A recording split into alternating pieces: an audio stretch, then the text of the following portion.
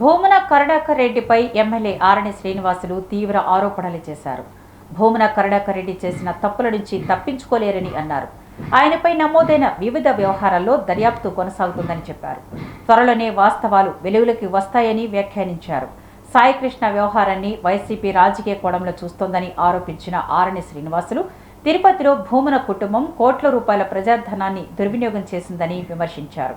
గత ప్రభుత్వ హయాంలో తిరుపతిని గంజాయి, మాదక ద్రవ్యాల కార్యకలాపాలకు కేంద్రంగా మార్చారని ఆరోపించారు. యువతను తప్పుదోవ పట్టించే పరిస్థితులు ఏర్పడ్డాయని ఆరోపించారు.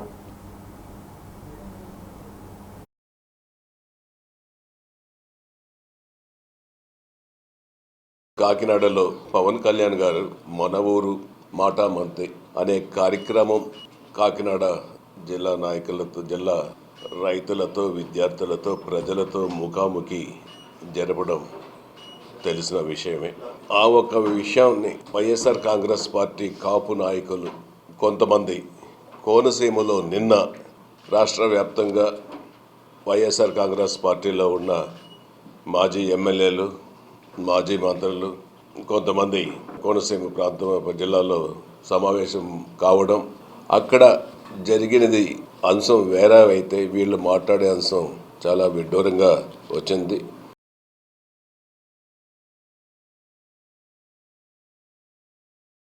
కాకినాడలో పవన్ కళ్యాణ్ గారు మన ఊరు మాట మంతే అనే కార్యక్రమం కాకినాడ జిల్లా నాయకులతో, జిల్లా రైతులతో, విద్యార్థులతో, ప్రజలతో ముఖాముఖి జరపడం తెలిసిన విషయమే.